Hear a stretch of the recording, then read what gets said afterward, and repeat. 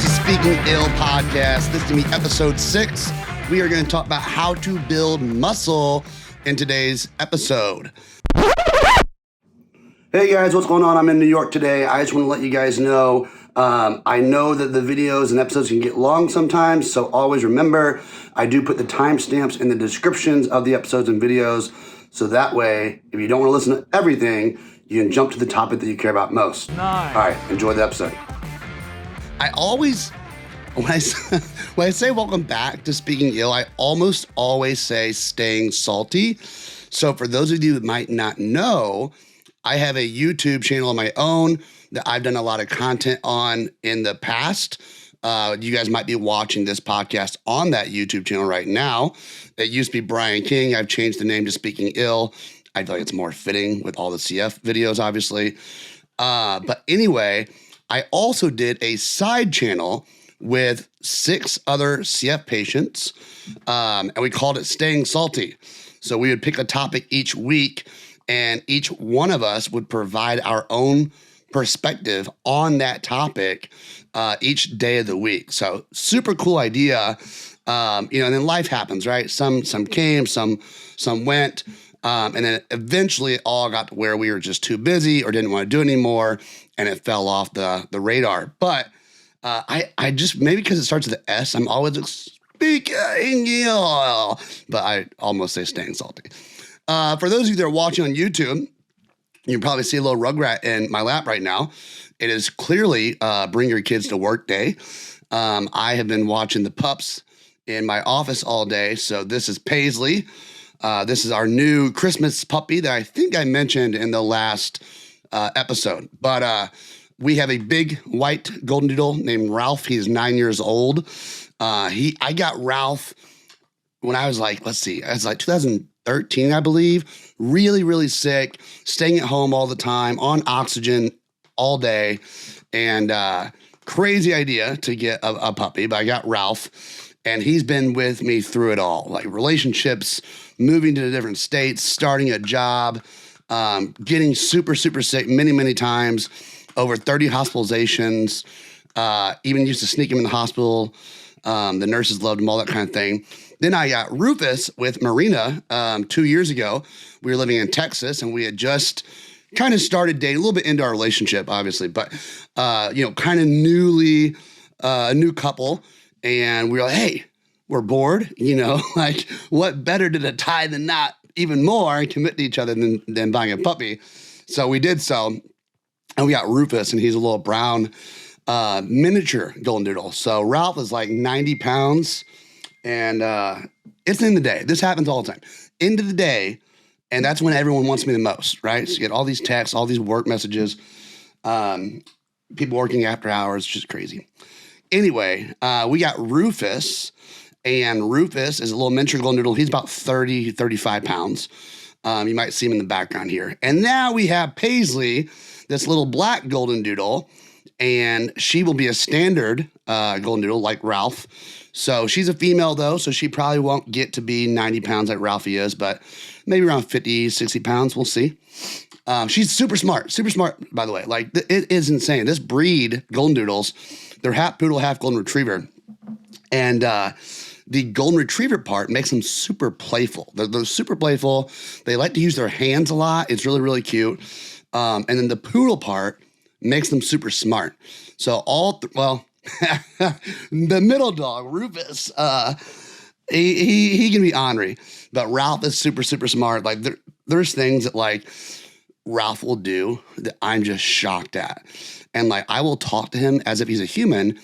And of course I don't expect him to understand, but there are times where like, he just like listens and does what I say. And I'm like, did you understand me just now? Like, it's so weird. All right. So her toy fell, so I'm gonna put her down. All right, go play with Rufus. Whew. I'm just like, geez, it's like a heater in my lap. Now it's gone. All right, guys. So Ralph is super, super smart. This dog, okay, this is the one story I have that would just impress me so much. So one time, all right, I'll make it quick, I promise. One time I came home and I was like, oh my gosh, like it stinks in this house, right? And so you're thinking your dog shit on the floor somewhere. Like, what the hell's going on? So I'm looking all over the house. Can't find anything. Nowhere. He didn't pee. No poop. I can't find anything. Okay. So there was laundry. Oh, right. Everyone has laundry to do all the time, right? So there's laundry we were doing, and there's this big laundry basket. Okay. It's, it's probably 2.5, 3 feet tall. And just like sitting, it's like a tub almost, just sitting. It's like a square tub too. It wasn't super big, but just like a big, deep square tub. Anyway, is in the middle of the hallway. Okay, upstairs, just laying in the middle of the hallway, and I was looking all over the place. Okay, downstairs, upstairs, can't find anything. I'm asking Ralph. Normally, their face give it away. They all like hunch down. They won't go in that room that they just shit all over the walls in. You know what I'm saying? But he was acting normal. I'm like, what is going on? So I finally was like, okay, it's getting closer. The smell's getting stronger. Guys, this dog, he was probably 5 years old at the time. This dog climbed in the laundry tub, crapped in it, and climbed out. I was amazed. I wasn't even mad. I was proud of my son. Like that was wild. Anyway, so Ralph's just super smart. Rufus can be ornery. He's getting better. He's 2 years old now. And Paisley has just already seems that she's getting really, really smart. No crazy stories to share about Paisley yet, but just the way she looks at you, she already knows the word no. She knows her name. She knows come here. She already knows sit. And she's 3 months old. So it's almost fully house trained. It's great. All right, enough about the dogs, but as you can tell, they're all golden doodles. And the reason they were golden doodles is because of my cystic fibrosis. Okay, so they are supposed to be hypoallergenic. My CF doc refuses to believe that any dog is hyperallergenic. Oh yeah, that's a lot of BS. But it truly helps. I will say that. Marina had a dog, which I don't like telling the story because I always feel so bad about. But Marina had a black lab and a border collie mix when we met, and her dog would shed like no other. I mean, guys, it was incredible. Like, hair was everywhere. I don't even know how, like on the ceiling kind of thing. I'm like, how does it get on the ceiling? This dog shed like crazy. Okay. And I could immediately tell when we moved in together that my breathing was getting worse and worse. And she, this is going to be normal, okay? I'm going to say this. It's not making her a bad person. This is normal. She, didn't believe me. She said, well, like, you just don't like my dog. I don't have any problem with the dog. Like, it truly seems like my breathing's worse. And so she kind of could see me start to struggle. And so she's like, oh, wow, like, what do we do? We bought a lot of air purifiers, I think 3 or 4 air purifiers around the house. And it didn't really seem to help. So we went and got my lung function tested, and my lung function was lower, showing that it was bringing my lung function down. And so my doctor's, of course, like, well, get rid of the dog. Like, like, just super blunt, like, just get rid of the dog. And so we had a long talk about it. And I was like, like, this isn't fair to you. This is your dog. I hate this. I don't know what to do. And so luckily we did have a family member that fostered the dog for us. So we could still go see her a lot. Her name is Maisie. And eventually another family, one of Maria's sisters actually, adopted the dog from us. So that way it still stays in the family. We can see it all the time. She sends us videos, etc. But truly, guys, when the dog would shed like that, I could tell my breathing would take a hit. So there's something to the hypoallergenic dog thing. All my life, I've been allergic to cats. If I get in a house that has a lot of cat hair and that cat's in it, I can tell, like, within 30 minutes, my eyes kind of getting itchy and puffy. And like soon after that, my chest gets tight, my throat gets tight. And I'm like, I gotta get the hell out of here. I had a friend that I had met just a few years ago. He had a house, and he has 2 dogs, and him and his wife are there. And they invited me over one night and a couple other people to hang out and play games or something. I don't know what it was. But anyway, quickly, I was like, guys, I'm sorry, I gotta leave. And I had never been in that situation before. I knew I was allergic to cats, but I did not know it was that strong. So anyway, something to allergies, lungs, etc. But hypoallergenic dogs are the way to go. If you guys out there have CF, or maybe you're parents of someone with CF, or maybe you're a friend of someone who has CF that wants to get an animal, but they don't know if they should. I've always had dogs growing up. I had a black lab and a golden retriever, but they always stayed outside. I had a Yorkie, a little miniature Yorkie, and he seemed like he didn't bother me at all. But that was when I was really, really healthy too. So ever since, my health really took a decline when I was in college. Luckily now I kind of bounced back a little bit, right? But ever since that big like health hit, my allergies seem to really play a role in my respiratory system. So, all right, that's it. I didn't plan on that being so long. I was just going to explain to you guys, especially if you're watching on YouTube, why I had this big black fluffy dog in my lap. But anyway, that's that. But anyway, guys, what we're going to talk about, what else is new?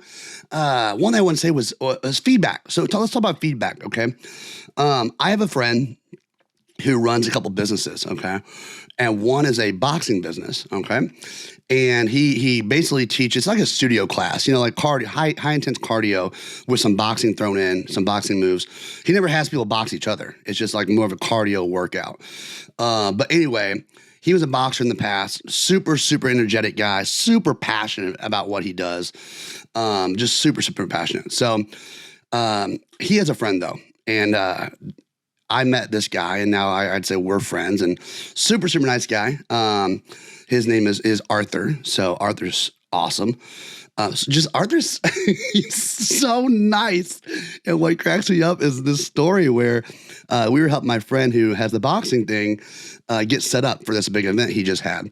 And he had to have this huge metal, like, steel structure basically put together, screwed in together, that it's supposed to hold 16, I believe, boxing bags, like 12 or 16 bags.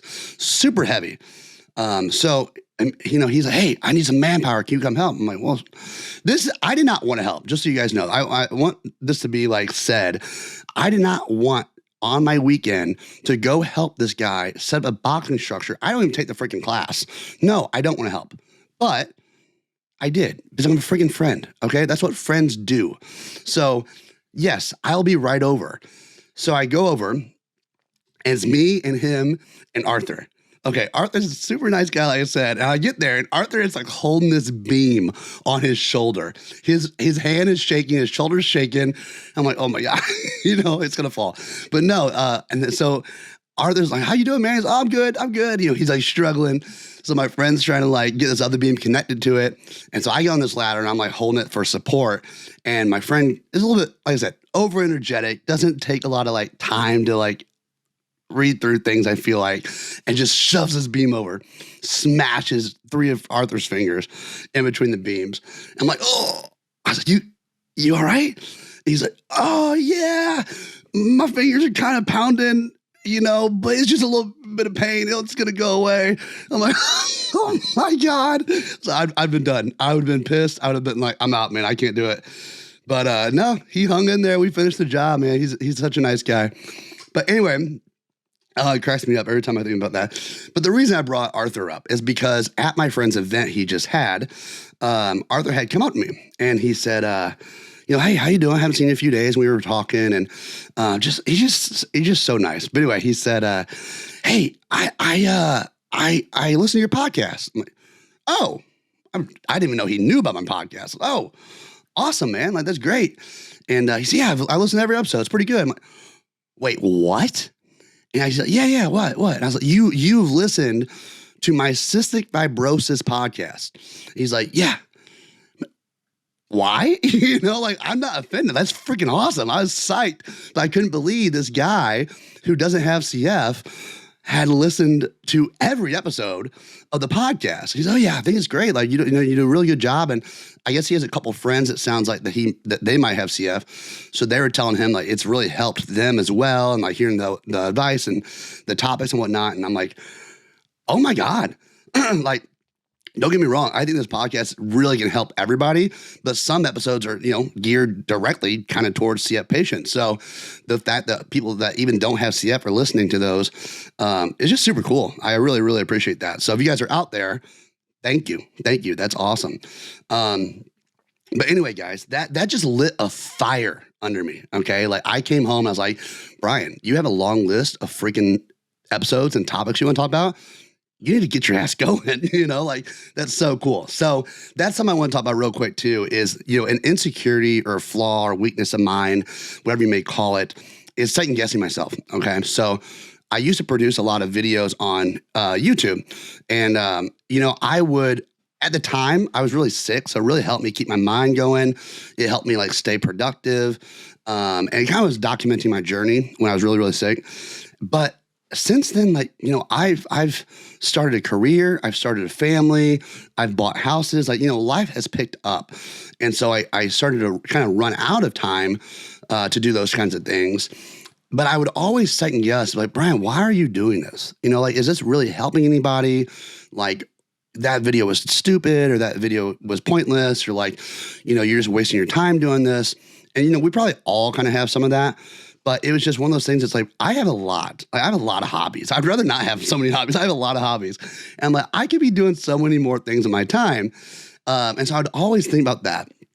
And I would get these messages from individuals and families via email. And they say, hey, you know, just been watching your videos. I just want to say, like, they are great. Like, you know, you've really helped me, or you've really inspired our daughter, or we love to see what life's like as an adult with CF. You know, we have a kid or two with CF, and like just really, really heartfelt emails. And I've actually saved every single one of them. So that, you guys, it's more valuable than you know. I don't think people understand. A lot of times we see our friends and family and individuals thriving at something or working hard at something that they feel is important. And we're, oh, yeah, you know, that person, they do that over there. That's kind of cool, whatever. But like, you know, like, no. Like, tell them. Like, you don't have to get it. For example, I'm never going to take my friend's boxing class. That is not my thing. I don't get it. Like, I'm not into the whole cardio studio workout type of thing. But that dude works his ass off. That dude grinds like crazy at his businesses. He is very, very passionate, to the point where sometimes it's laughable. But he is so passionate about that. And I've told him, like, man, yeah, like, you work hard, man. Like, I'm proud of you. That's freaking awesome. And like, I was like, how can I help you? You know, like, and so, for example, I've made some of his like promo videos to send out on social media because I wanted to give back somehow. Like, he is working hard at that. Like, I want to contribute. And so I don't buy his like apparel, his shirts and hoodies and stuff. So I was like, well, let me do this for you. But anyway, it means a lot, guys. So reach out to whoever that is that you're thinking of, maybe when I'm talking to you right now, and just say, hey, look, you're doing great. Like, I see you working hard. Like, I've acknowledged that. And like, that's freaking great, man. Keep going, or girl, keep going. And that really does mean a lot, because you could really be encouraging someone to live out their dreams, and they could get very successful. But if you don't say anything, they could be in their head like I was, and they could just stop it. And like, who knows where that would have taken them if they would have kept going. So think about that, guys. It's super, super, super important. The last thing I want to touch on regarding the same type of topic is hate. You know, a lot of times some people would love to post on YouTube and TikTok and Instagram, whatever, but they get shy and they get embarrassed. I promise you, if you have a video camera in your face, you're going to feel stupid. You're going to feel silly. You're going to feel like ignorant. Like, you know, it's going to be a mess. Like, I still feel like that all the time. So there's no getting past that. But the point is, we get so nervous. We upload these videos, and there's a guy that just told me recently his awesome journey, like awesome transformation. He had lost a lot of weight and all this kind of stuff. And he said he was doing YouTube for a while.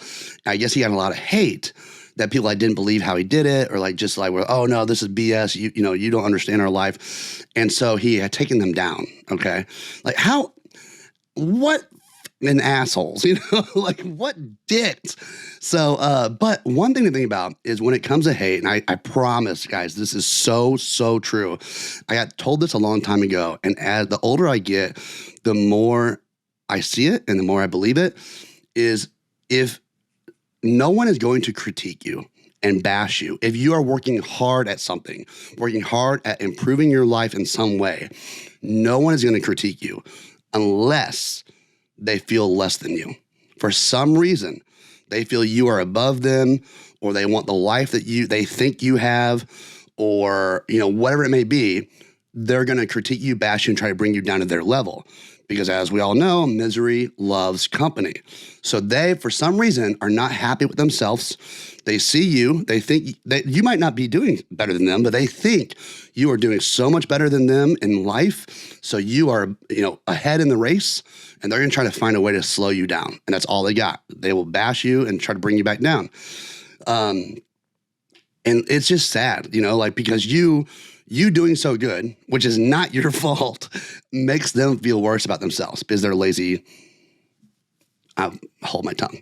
But anyway, and people that are at your level or maybe even further along in the race than you are will never usually critique you. They will applaud you.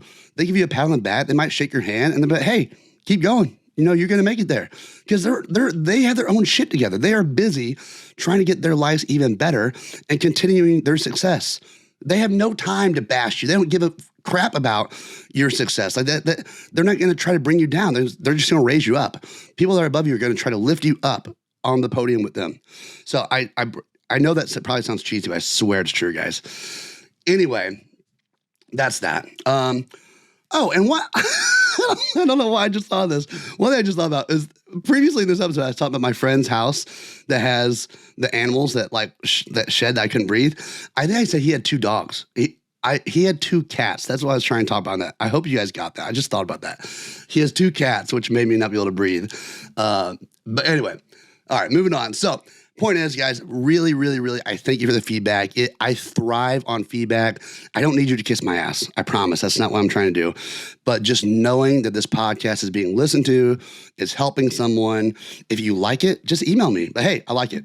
That's all you gotta say. If you don't like it, that's fine too. Tell me you don't like it, but don't just say I don't like it. Say, hey, I don't like it because this, or you could improve it if you were to do this. Like, give me some critique. That's okay to not like every episode or not like the whole thing, but provide feedback. Don't be like, hey man, your podcast sucks. See ya. No, you're just ignorant. Anyway, but yeah, if you want to reach out to me, my Instagram is Brian King. That's it. But the I's are with 3 I's. So BrianKiiing.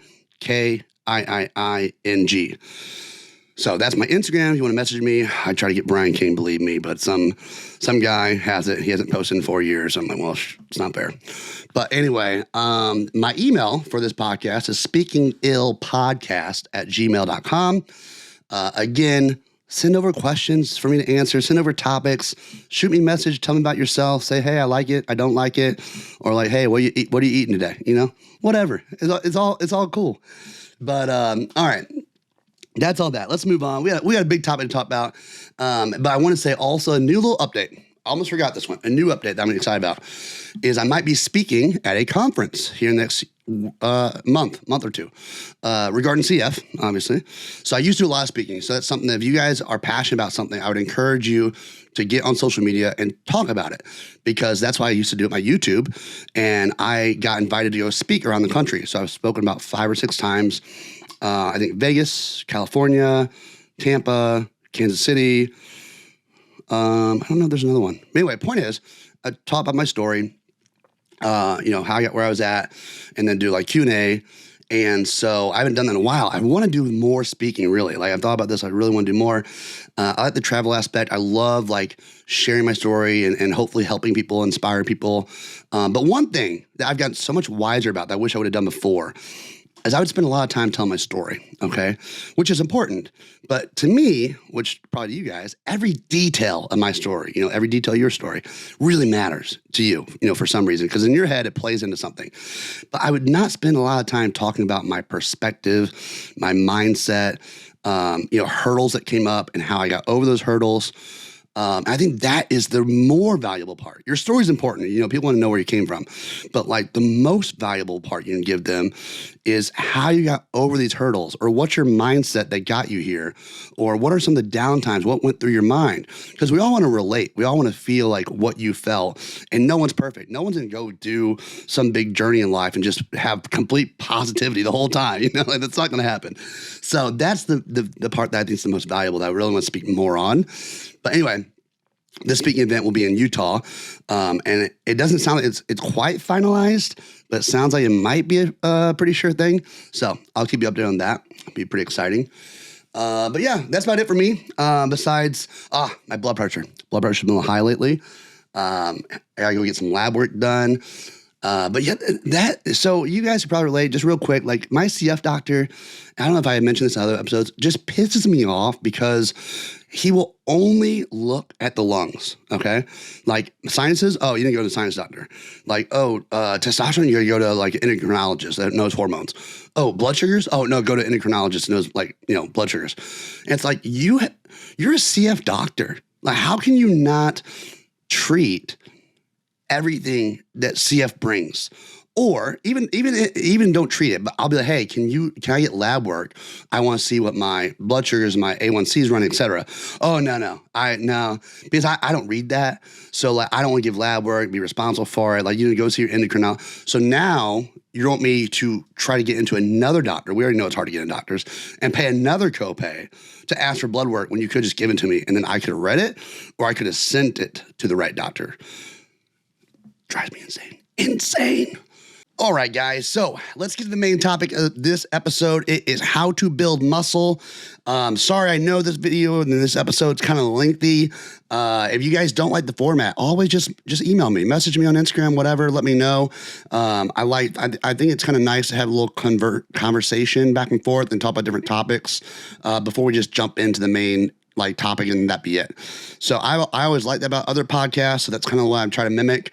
But again, I always try to include timestamps in the descriptions on YouTube, as well as the descriptions in the podcast episodes. So if you guys only care about the main topic, remember, you can always just jump to that timestamp. So keep that in mind. I don't want you guys to see like a 2-hour episode, for example, come up. You're like, holy shit, I'm not listening to that. So you can always just jump into where you want to hear. But anyway, guys, all right. So how to build muscle. Where did this come from in my life? How did I get into this? And why do I do it? So quick little rundown of that. I consider myself a bodybuilder. I've been weightlifting for 12 years or so. I've always looked pretty fit, pretty toned muscle-wise, but I was never able to put on a lot of size because it was so hard for me to gain weight until after Trikafta. Once that came out in 2019, I've been putting on about 55 pounds now. I'm about 5'7", right under 180 pounds. Yeah, it's been an awesome change for me. Obviously, I really love this stuff. I'm very passionate about bodybuilding, and I've wondered, why do I like it so much? And it's something that helped me defy my CF. When we get diagnosed with something like CF, we're told we're never going to be able to put on weight. We're never going to be able to put on muscle. We're never going to look like that athlete, et cetera, right? So it's something that I have loved to try to prove wrong. I think that's the main foundation of why I like it. But as I've been getting stronger and putting on muscle, to me, I feel more confident. My self-esteem goes up. I like the feeling of just kind of feeling strong each day. That feels good. I've gotten treated way differently. I get a lot more respect now. So in public, I get a lot more yes, sirs, no, sirs, thank you, sorry. And not that I want people to be afraid of me or intimidated or kiss my ass or anything like that, right? It just feels nice to be respected. So I've noticed a change in other people's behavior around me for that. In my friend group, I enjoy representing something. I'm kind of more the fit one in the group, I would say, or the bodybuilding style fit, I should say. Some guys just are great at cardio, and I'm like, that's not me, man. I'm not the cardio guy. So I enjoy having that representation, I guess. So that's kind of why I really like it, and I've liked it to this day. It's really therapeutic for me at this point to go in the gym and just, sometimes I go with my workout buddies and we have a good time chatting and laughing it up. Sometimes I go alone, put music in, and I'm just therapeutic. It's great. And I always wonder how I got into this. And I think the way I got into bodybuilding and working out so much is obviously we are encouraged to with CF, but truthfully, I'm not trying to sugarcoat this and, I really wanted to fight against CF, no. Okay. The truth is I didn't have a dad growing up. Okay. And so in my childhood, I used to watch a lot of professional wrestling on TV. I know it's fake. My mom ruined it for me a long time ago when she told me that. But I always saw an adult man look really bulky and muscly. And so to me, I think that's just what I got hooked on. I said, oh, that looks so cool. I want to look like that one day. And that's kind of how I went down that path. So if you guys are curious, that is how I got so into it. I would love to compete one day. I think it's not as important to me now as it used to be, but I used to have plans to compete for sure. And I either got really sick and I couldn't, or COVID happened and that kind of, delayed my plans to compete. So now I'm just trying to put on a lot of size. And, I've had a couple coaches. If a coach says, "Hey, Brian, you're looking great, man. Like, you can compete for sure." Because I've always had that self-doubt because of the CF, obviously. So if that happens, then, I probably will try to compete, I think. So we'll see. But anyway, I don't want to delay this any further. So how to build muscle, let's get into it. So by the end of this explanation of how to build muscle, my goal is that you guys will know how to work out, at least have a good gist or a good foundation of knowledge of how to work out, how to build muscle in general, how to structure a workout program for yourself. And if you don't want to structure a workout program for yourself, how to find a good workout program, what to look for. So disclaimer here, guys, this is the bomber. I know it sucks. It's going to suck to hear this because I hated it. You have to remember the fitness industry is filled with marketing, and you can maybe say scams, but exaggerations is a good word. So you think about this, like, humans have been around a long time, okay? And they've exercised and played sports a long, long time. So the knowledge of how to build muscle and get stronger has been discovered a long, long time ago, right? Well, we all do it, right? We all exercise. So this is a great market to target to get sales. But how do you get sales in a market that has been established for so long? You have to start coming up with stuff for people to buy into, right? So that's why there's all these supplements. And that's why, like, you might see a TikTok of some guy that, "I just discovered this really works your biceps. If you hang from the ceiling and you do a spin while you do a curl, it's amazing." Like, okay, it's all BS, okay? So, and you're going to probably go through the phases. If you get into working out heavy, you're going to get into the phases. I went through them where you get a wealth of knowledge in the beginning. You're like, well, okay. But then you see someone cool doing something else. You're, "Oh my God, this just got invented. This is just discovered. Like, this is great. I'm going to try that." And you're going to try that. And then you're going to kind of just go through all the phases until you get to the point where you're more mature about it and you're well experienced. And you're like, okay.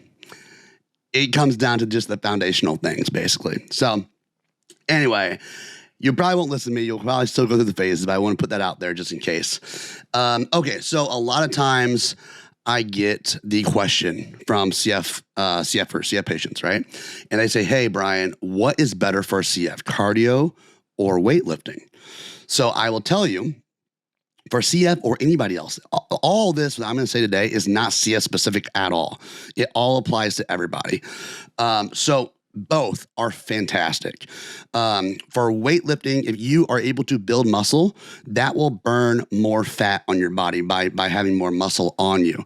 So that is why weightlifting is good. You also want to get your body stronger. It will help hold you up better. It will help your longevity in your life. We need to be strong for several reasons. Like, on a daily basis, we're carrying things around, we're bending over a lot. We want a strong core, a strong back, strong abdominals, et cetera, et cetera. I could go on and on. For CS specifically, it's really great to have a strong body. It's going to help brace you, especially your core if you're coughing a lot. Muscle is harder to get rid of than fat. So it's going to help you when it comes to infections. So it's great to lift weights. However, if I'm going to be honest with you guys, CF mainly affects the lungs. So the best thing you could do is cardio. Now listen to what I'm saying. The best thing you could do is cardio. Okay? Do I do a lot of cardio? No. So I know that. I know that's my fault. But that is truly the best thing you could do. I personally do cardio once or twice a week. I guarantee if I would focus more on cardio, I could boost my lung function by 10 or 20%. I have no doubts about that. To me, I hate cardio. I'm always limited on time. To me, I prioritize weightlifting. I know cardio burns more calories, which means if I do cardio, I'm going to have to eat more that day in order to keep putting on weight. So those are the reasons I don't do cardio. I definitely know, guys, I know that I should do more cardio. So I know that. But just to help you guys, that's what's going to be best.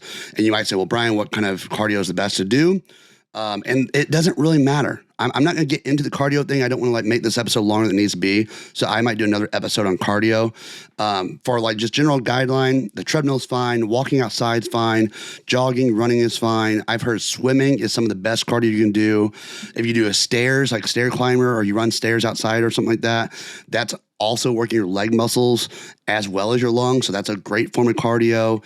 I would always at least do 20 to 30 minutes, try for 60 minutes a day whenever you do cardio, things like that. And you can start slow, guys. Don't just get into it. You don't want to tire yourself out. If you tire yourself out, you won't be able to do it again the next day or the next day, right? Start slow and just over time, 2 or 3 months or so, just slowly work your way up.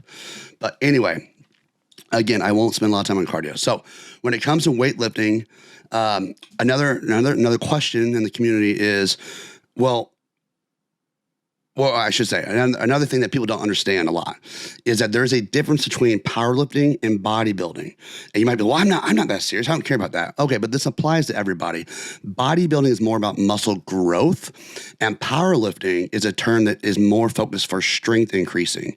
So they're not super independent of each other either, right? Like if you get stronger, you can bet that you're growing muscle, okay? And if you are growing muscle, you can bet you have probably also gotten stronger. However, there are certain ways to train to kind of bias one over the other, okay? If that makes sense. So a lot of powerlifting is like very few repetitions. You might do, the big three, the bench press, the deadlift, and the squat. You might do that 3 times a week. Just a few sets, just a few reps, as strong as you can. And your goal is to get better and stronger at those lifts. And then people that train for that will compete. And they'll say, well, I'm going to compete in, for example, a powerlifting competition or a bench press competition. And you're trying to lift more than the other competitors there. So that's powerlifting. Now, bodybuilding is the sport where you see, men and women go up there on stage and they pose and they have a routine of posing. And it's all about aesthetics. It's about, proportions. You can't just go up there and be the biggest one. So if you guys ever watch these competitions, the biggest guy doesn't always win. It's the person that has the best proportions and aesthetics. Do they look really dry? Do they look like they're holding a lot of water?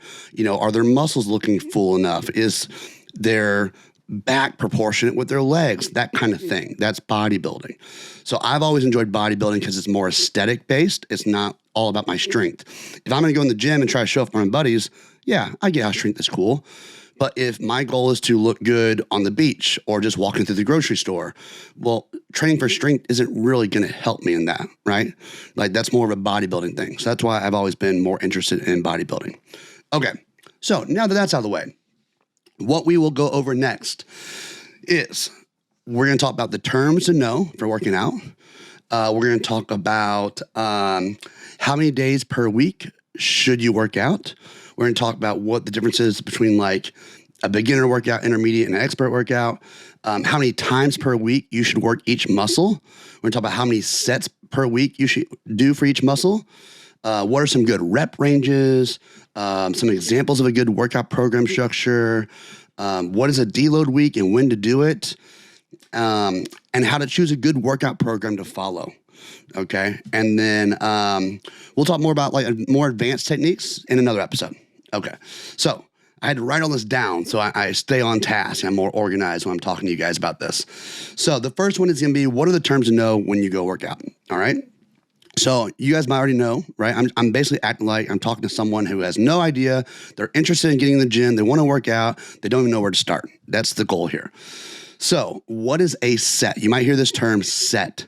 Well, a set is a set number, basically, of repetitions. So, for example, if I choose an exercise such as a bench press, that seems to be the most popular exercise there is, right? A bench press, it works your chest. You lay down on the pad and you lift the bar above your chest. That's a barbell bench press.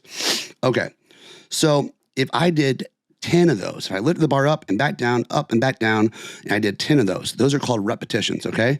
And a set is a number of repetitions kind of grouped together. All right. So if I did 10 of those and I put the bar down and I rest for a minute, maybe 2 minutes, and I do it again and I do another 10 repetitions, well, now I have done 2 sets. So that is what a set is. Okay. I just talked about what a rep is. A rep is just, one time lifting the weight. That is a repetition, or AKA a rep. So those are common things you'll hear when it comes to working out and exercising. So another one that you might not hear so commonly is a tempo. Well, what is a tempo? Well, tempo is the speed at which you're doing the movement or the exercise. So I'll use movement and I'll use exercise. They're the same thing. So if I'm doing a barbell bench press, a tempo of like, I'm going to get these I'm going to get these order of numbers wrong, I bet. But let's say like I'm lifting the bar up in 1 second and I'm pausing at the top and I'm coming back down for 3 seconds. I think that's the way it goes. It's a 1, 0, 3, and that is a tempo. So 1 second tempo up, you pause at the top, maybe for 0 seconds, or you don't pause at all. Maybe it's a 1 second pause. So it'd be 1 up, 1 pause, and 3 seconds lower, back down. So that is a tempo. And tempo is really, really important. That's how you can increase intensity without having to increase the weight. So if you were to get stuck, if you guys were to lift weights a lot, and at some point you just get stuck and you're not able to get stronger, you don't understand what's going on, one thing you can do is change up your tempo for a little bit and see if that will kind of boost you past that plateau. Okay. So, and another good thing to know, just a side note, another thing good to know about tempo is, believe it or not, in the gym, we are tearing down our muscles, okay? And then we actually grow and recover when we're outside the gym. So that we grow and recover with our nutrients and our sleep. So we actually are growing in our sleep. So that's why it's really important to get good sleep, 7 to 9 hours. And that's why it's really important to also feed your body with the correct nutrients. And we know that protein is great for building muscle. So really try to think about that when it comes to working out. And with tempo, we actually are working our muscles the most on what's called the eccentric part of the movement. There's an eccentric and there's a concentric. So I know these are, you might want to give a notebook, right? I know these are like a lot of terms to throw at you. So I'm just trying to I teach you the foundation, and it's going to take a while for you to memorize this. That's normal. Don't worry about it. But anyway, if you are doing a bench press and you're pushing the bar up off your chest, that is the concentric part. You are pushing against the resistance, against the weight. Now, as you lower the bar back to your chest, that is the easier part, and that is the eccentric part. Okay? So believe it or not, if you let yourself lower the bar slowly, as in you're controlling the weight, that is the part of the movement that you're actually building the most muscle. So it's kind of backwards. You would think it's the opposite, but that's the true case. So, okay. What is an exercise? We went over an example. That'd be like a barbell bench press. That'd be like a bicep curl with dumbbells, or a bicep curl with barbells. That would be like a squat. That's an exercise, right? A movement. So what is the correct form? Okay, that's another thing that you see a lot in the gym. Guys and girls, listen to me when I tell you this. If you are what's called ego lifting, okay, you're not using the full range of motion, you don't look strong. You don't look cool. Everyone that's in the gym that knows what they're doing knows what you're doing. And it doesn't make you look better. So a lot of the young guys, right, they get picked on because like they're not actually doing the movement. They're like barely lifting the weight, but they're like trying to lift a lot of weight, or they're swinging their back as they're doing like a bicep curl because they can't lift the weight properly. So to get the weight up, they have to do all these crazy movements to get it up. It's not good. It doesn't do anything. It doesn't do anything for you. And you're actually just at a disadvantage because you're not lifting the weight properly. You're not going to be able to train the right muscle the best way. So just keep that in mind. So range of motion is important. So what that means is if I'm going to do a barbell bench press, I want to let the bar come all the way down just to where it's about to touch my chest. I want to push it all the way up, almost to where my arms are locked out, and then bring it all the way back down. That is a full range of motion. So it makes the most sense. Imagine if I only did half of that movement. Would I really be working much of my chest? And when you do a barbell bench press, that is the main muscle that is directly working the chest. However, that is what's called a compound movement, meaning it works multiple muscles. So you're also going to work the tricep and you're also going to work the shoulder. So halfway through the movement, basically halfway up and further, you're working more tricep, and halfway down and down to your chest, you're working more chest. So if you're only doing a certain part of that range of motion, you're not actually working the muscle you want the most, and therefore you're probably delaying your progress so much. So keep that in mind. So I said a word there I want to go over too. So compound movement, you might see that a lot. And a compound movement is just an exercise where you lift, an exercise where you are working more than just one muscle, okay? So that would be like the bench press works your chest, your shoulders, and your triceps. The squat, we always say our legs, our squat works our legs and our butts, but your legs have a lot of muscles in them. It has quadriceps, it has the hamstrings, and it has the glutes, which is your butt. So a squat is a heavy compound movement. It works a lot of muscles at one time. Okay, the alternative of a compound movement is an isolation movement, okay? That is something such as like a bicep curl with a dumbbell. It is literally, if you're doing it correctly, you're only really working your bicep. That is an isolation movement. You're isolating one muscle. So that's the difference there. You guys might see that a lot if you were to Google workouts and whatnot. Okay, so the next term to know is a bigger word that like, I was always confused. I read it when I was younger, but it's called hypertrophy. Okay, hyper and trophy together, hypertrophy. And all that means is muscle growth. So if your main concern was how to grow the most muscle, you would want to Google hypertrophy workouts. Okay, all right. So the next big concept to know is how does muscle growth work when it comes to training at the gym. Okay, we're not talking about nutrition, we're not talking about sleep. Training at the gym, how does muscle growth work? And the way it works is what's called progressive overload. So bodybuilding is more focused on volume and progressive overload. And so what that means is the word volume when it comes to weightlifting is made up of three things. One, the weight that you're lifting for the exercise. Two, the number of reps you're doing for that set of the exercise. And three, the number of sets that you are doing. And this adds up to equal volume for the exercise. And then you could also add up the number of exercises you're doing for any given muscle, and that equals the volume for that muscle. Okay? So the way muscle growth works is you want to increase your volume over time. All right. And that's called progressive overload. So ideally, if you were to go in the gym on week 1, okay, and you do 2 sets, we're going to start real simple. Okay. Barbell bench press. Your plan is on day 1, you're going to work your chest out and you're going to do barbell bench press. Okay. And you do 2 sets for barbell bench press. And let's just say, for example, 10 repetitions. Okay. Well, you're going to do that for 100 pounds. Okay, so now we have our volume for that, right? If the next week you go in there on Monday again and you're like, okay, it's Monday, I'm gonna work my chest out, I'm gonna do barbell bench press. Well, ideally, you'd like to increase your volume compared to last week.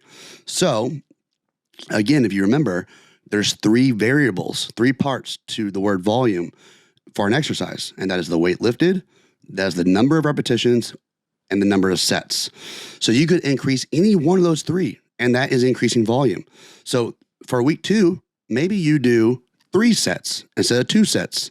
You have now increased your volume for that exercise. Or maybe you stick to 2 sets, but you lift more weight. That is another way that you are increasing volume. Or you could be an overachiever and you have gotten really strong. You've eaten right, you've slept right, you're training right. Maybe you are able to not only increase the number of sets to 3, but you're also able to increase the weight compared to last week. Okay, you're increasing volume. That's a great way to do it. So increasing volume over time, aka progressive overload, that is how muscle growth works. That's how to stimulate the most growth. Okay, so next is going to be how many days per week should you work out? Every freaking day. I work out right now 4 days a week. Okay. So as a beginner, I would encourage you to work out 3 days a week. Okay. After 6 months or even after a year, you might be what's called an intermediate at that point, an intermediate lifter. You then might want to increase to working out 4 days a week, maybe 5 if you want to. There's different programs that will have you work out 4 days. Some will have you work out 5 days. Some will even have you work out 6 days. You should always have at least 1, if not 2 or 3 days of rest, because your body does need to recover. Another word to throw at you is overtraining. So if you don't get enough rest and you push yourself too hard, you're going to hit what's called overtraining. And this is where your body just simply can't recover anymore. You've just really worn yourself down. You might get some like cold or flu-like symptoms. You know, I would get like a tight chest. I would feel very like kind of inflamed in my lungs. Maybe like a little like runny nose. A lot of times like you have insomnia. You can't sleep very well. These are all symptoms of overtraining. And that's just your body's basically telling you, hey, you got to take a break. You got to rest a little bit. Like you've overworked me. So that's overtraining. So it's really important your rest days are just as important as your lifting days is what I'm trying to tell you. But okay. So again, you start out as a beginner. I'd say, 3 days a week is good. After about 6 months, maybe 3 months, right? But the average is like 6 months. You then say, okay, well, I got the hang of things. Like I'm going to move up to 4 days a week, or maybe 5 again. So that is an example of how many days per week you should work out. If you were to work out 3 days a week, you typically would do a 3 day per week full body program, which means you are working your full body Monday and Wednesday and Friday, 3 days a week. So before you freak out, it's not like you're just freaking driving your body to the ground, your full body, okay? Like these programs are designed to where you're going to do just a little bit of work for each muscle on Monday. And then you're going to repeat that on Wednesday and you're going to repeat that on Friday. So you're not going to be just freaking exhausted and your whole body's going to hurt, nothing like that. And then if you're like an intermediate at that point at 6 months or whatever, you might do what's called an upper lower program.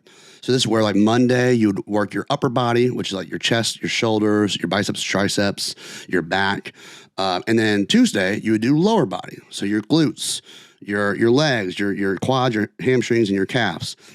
You would take a rest day in the middle. So on Wednesday, you'd rest, and then you would repeat on Thursday and Friday, another upper lower. So that's an example of a 4-day intermediate workout.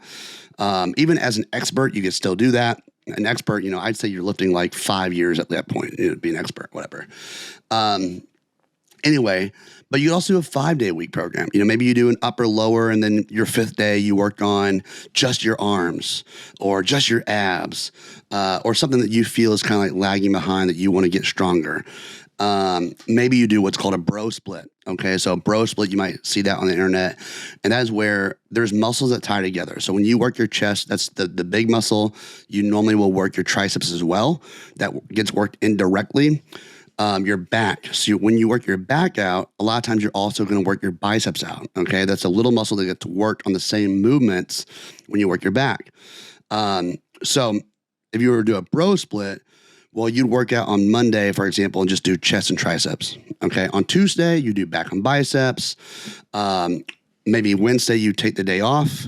On Thursday, you would work like shoulders and traps. So traps are the little muscle that you see between the neck and the shoulders, like little bumps, little mountain peaks. So that'd be an example of that. And then Friday, you'd end the week just doing your arms, so biceps and triceps, maybe even forearms if you want to. So that's like a bro split. You can also make a bro split out of 5 days, like break it down even further. So those are some examples of different workouts for the different days per week, the number of days you want to work out. So you might say, well, how many times per week should I work each muscle, right? Because obviously on the beginner program, you're working each muscle full body 3 times a week, Monday, Wednesday, Friday. And on the intermediate program, you'd be doing like, upper, lower. So you're kind of working each muscle twice per week. On the bro split that I just kind of mentioned, you're only working the muscle once per week. So it's really up to you.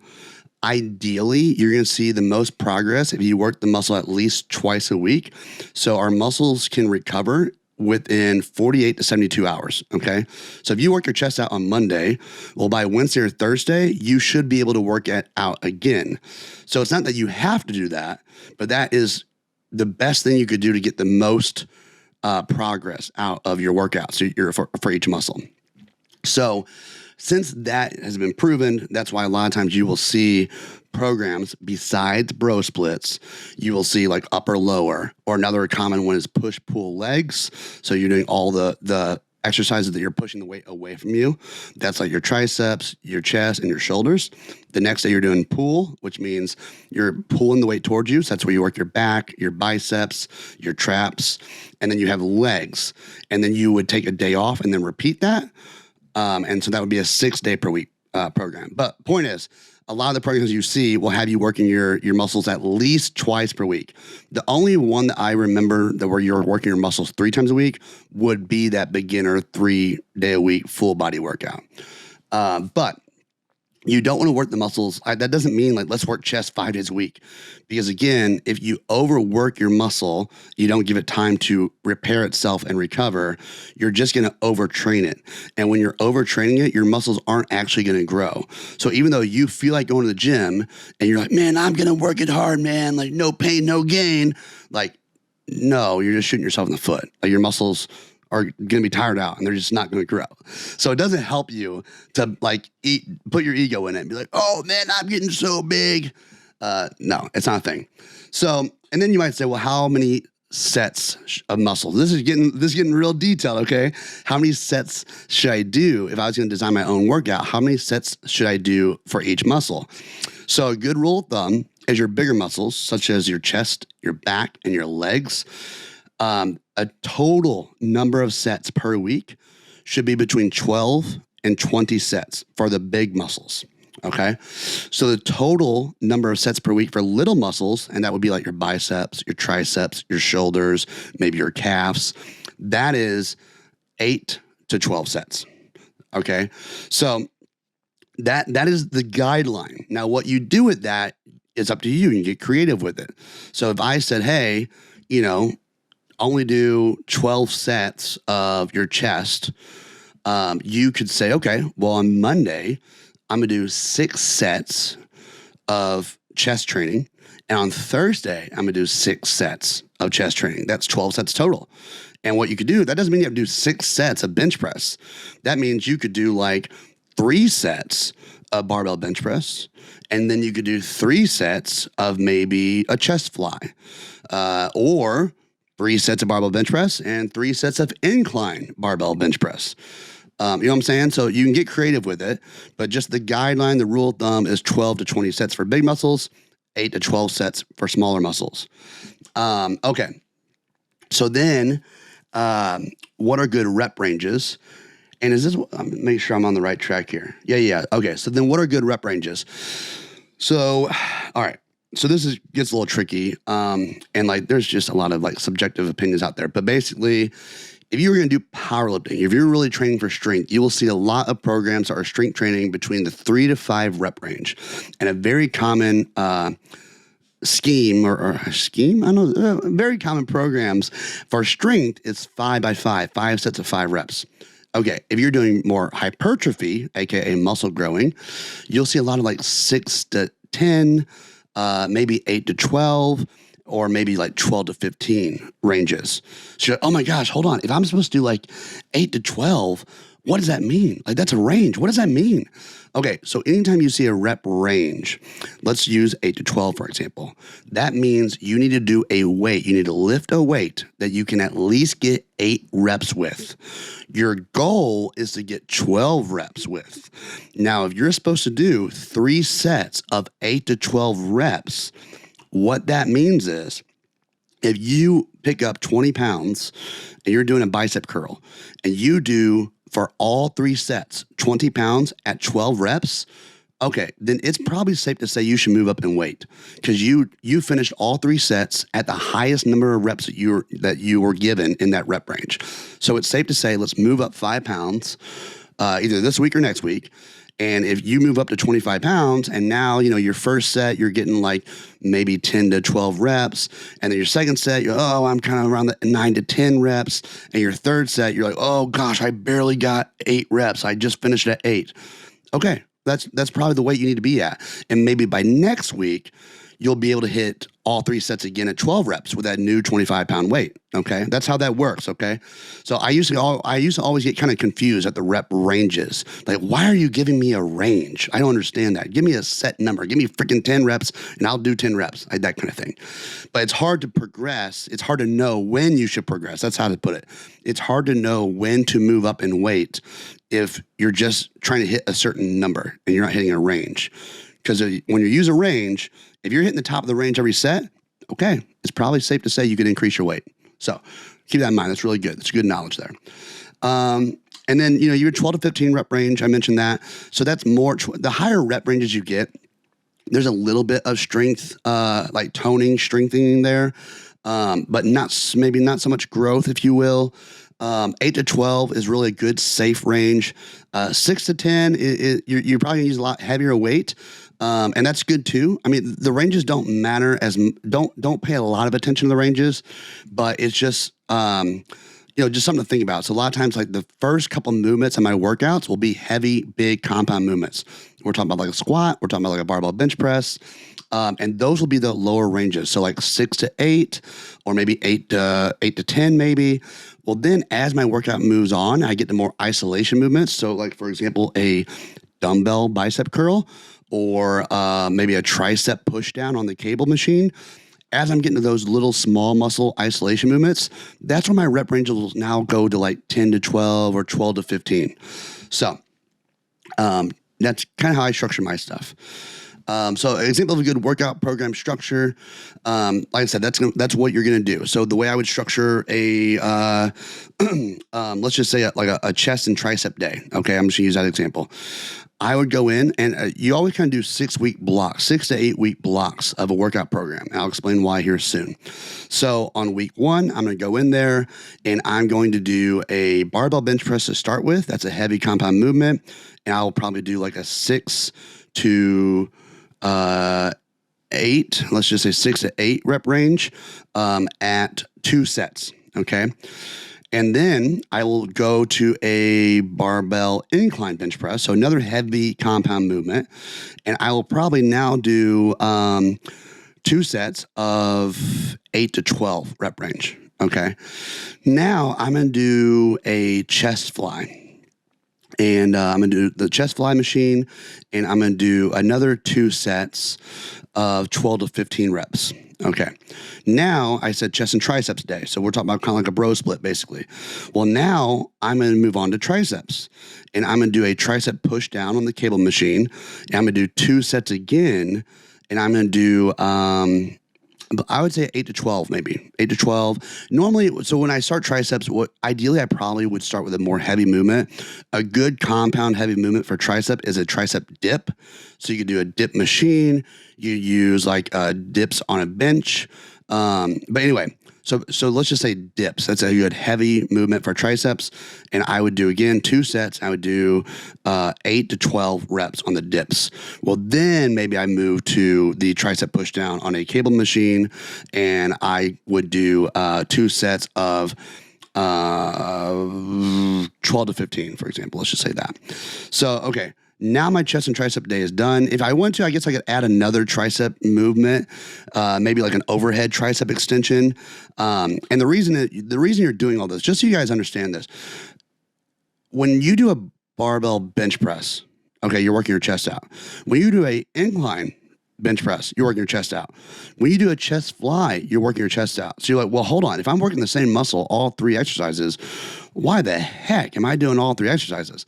And the reason is, you're hitting them at different angles, and that will be a much fuller development than just doing one angle all the time, okay? Your triceps, that is a muscle that has 3 heads. Try 3 heads. So the most benefit you can do is do exercises that hit all 3 heads. Now, this is a little bit more advanced explanation, so I'm not going to get into that. That's something you can learn if you Google it, or I'll talk about it on another episode if you want. But like, there's different movements that hit the muscles at different angles. And you're going to want, if you want full development, you're going to want to kind of hit all the different angles you can, if that makes sense. So I feel like that can be confusing for a beginner too. But anyway, That's how I would set up a chest and tricep day. Now, you might have heard me say 2 sets. You might be asking yourself, why did you say 2 sets? Well, we want to do progressive overload, which means increasing volume over time. So then what I would do the following week is I would add an additional set to all that stuff. So now I'm doing 3 sets of everything, okay? And then maybe the next week, I would add an additional set. So now I'm doing 4 sets of everything. So you might be like, whoa, gosh, like, that's really getting up there. Like my days are getting, oh, I'm going to get tired. Yes, you will get tired. So by week 6, I'm not saying you have to, just so you know, I'm not saying you have to add an additional set every week. I'm just saying that is a way to increase your volume each week. And ideally by week 6 or by week 7, you're feeling it. You're like pretty fatigued. And you've worked out hard. You put in the work, put in the effort, and so now you are scheduled for a deload week. So, what is a deload week? So, a deload week is basically a rest week. It's allowing your body to reset and recover so that you can do another 6 to 8 weeks and keep progressing. So, a deload week, you literally take the whole week off the gym, or you can do active recovery and just do some cardio each day. Or if you're like, no, I can't get out of the gym. I got to be in the gym. I love the gym. Okay, then go in the gym and do your normal workout, but put all your weight basically in half and do 2 sets again. So no longer do 4 or 5 sets, whatever you're doing, but cut all your weights in half and do 2 sets for everything. So that will be so light to you at this point. And the idea is you're still stimulating the muscles. So you're still getting yourself in the gym, but you're not like really having a lot of intensity, which is going to allow your body to rest and recover. Okay.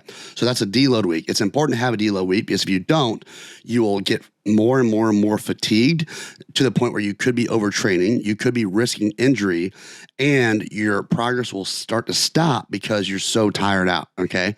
So after a deload week, again, you could choose new exercise if you wanted to, but I would go back and do another 6 to 8 weeks, and I would start again at 2 sets. But if you think about this, when you start this second block of 6 to 8 weeks, and if you're only going back to 2 sets, well, if you were to do barbell bench press for this 6-week block and you did barbell bench press for the last 6-week block, you should see that this new week 1 weight that you're lifting is probably much heavier than the last week 1 you did in the last 6 to 8 week block. That's because you have gotten stronger. So that's the goal. That's the whole pattern that you should be seeing. Again, what I'm telling you is what I have learned over 12 years. And this just, it might be overwhelming to you guys. I don't know. But to me, it's like now so simple. That's like, I made this so much bigger of a deal than it was all these years. And now it's like, that's all you got to do. Like, this will literally last you years of progress doing it this way. So anyway, all right, that's all that. So you might say, okay, well, Brian, I don't want to structure my own workout. How do I choose a workout program? How do I find a good workout program? So all you have to do is go to Google, okay? And you want to type in the workout program that you would like to do. So you could say 3-day workout program. You could say 4-day-a-week workout program, 5-day-a-week workout program. You could also use the word hypertrophy. So you do like 4-day-a-week hypertrophy program, 3-day-a-week hypertrophy program. You know what I'm saying? Like you just Google this. Again, I would always suggest if you're working out for the first 6 months, if you've never worked out before, a 3-day full body workout program would be best. Okay. If you feel like you're experienced enough and like you're like, no, I don't want to just do 3 days a week. Okay. Well, then I would suggest a 4-day upper lower workout program. That's what I'm currently doing. You could do a bro split if you want to. The best program, and this is frustrating to hear because like we always want to be told what the right answer is. And so it kind of gets irritating to like be told this, but the best program you could possibly do is the program that you like the most. So if I tell you, hey, listen, the best thing you can do is work each muscle twice a week. That means you need to do an upper lower program. And you're like, look, man, I love bro splits. Like working the muscle out 1 day a week. Like, I don't know why. I get it's not the best, but I enjoy it. Then that is the program you should do. Because it's more important for you to actually go to the gym and be consistent with your training rather than go there, hate what you're doing, and just be miserable and then probably end up just quitting at some point. Okay. So the truth is, unless you just are planning on competing and being the best of the best, don't worry about all the freaking details. Do what makes you the happiest and you enjoy the most. But just, again, I would follow some of these guidelines I've told you to be smart. I got a hair on me on the YouTube version of this. It probably looks really weird. Anyway, on the best thing you do is choose what you want to do and what you like the most. But again, be smart. Think about the deload. Think about the progression schemes. Do all this stuff so you don't get hurt, so you don't tire yourself out, and basically allow you to keep making gains and progress for years and years to come. So I hope that all helps, guys. The last thing I was going to talk about is just protein and nutrition. So as we know, protein is what helps build muscle. So if I said, hey, you need 1 gram of protein for every pound of body weight you weigh, that doesn't mean, hey, I weigh 150 pounds. I'm going to eat 150 grams of protein at breakfast. I'm done. Okay, well, let's think about that. If I said, hey, you need to drink a gallon of water a day, and you said, okay, and you drink a gallon of water at breakfast, and you're like, oh my God, before bed, I always feel so dehydrated. That doesn't make sense. I had a gallon of water today. Okay, but that was at breakfast. Like, don't you think it'd be smarter to just take that gallon of water and spread it out throughout the day? Like, then you'd be hydrated all day long. Yeah, that makes the most sense. Same with your protein. If you're supposed to have 150 grams of protein a day, then try to spread your meals out or your protein intake out throughout the day. That way you're replenishing your muscles all day long, and that's going to help them grow and recover better. So that's the way to do that. Again, I would do 1 gram of protein at least per pound of body weight per day. I personally do like 1.8 grams of protein per pound of body weight a day. And that's because I'm eating a calorie surplus. I'm trying to put on the most muscle mass I possibly can. So that is my approach to that. I'd rather have more excess protein than not enough protein. So that's my approach. But anyway, guys, again, more advanced techniques to come. Talk about like drop sets, talk about like supersets, talk about like why to do those, how to increase intensity. Again, talk about cardio, what's the best cardio, how long to do cardio, how to set up a cardio program, etc. All that kind of stuff. I hope this was super helpful with you guys. I know I threw a lot at you. I would go back and listen to it again, get a notebook, write these things down. I'm always here for you guys, so feel free to message me. You can email me at speakingillpodcast@gmail.com. You can find me on Instagram at Brian King. That's Brian with 3 I's and King with 3 I's, BRIIIAN KIIING. And yeah, guys, I'm a pretty friendly guy, I promise. Like, message me, ask me your questions. I will answer your questions directly to you, or if you think they'd be helpful to put on the podcast, I will. Or if I think they'll be helpful to put on the podcast, I will. And you want me to say your name to ask a question, let me know. I will.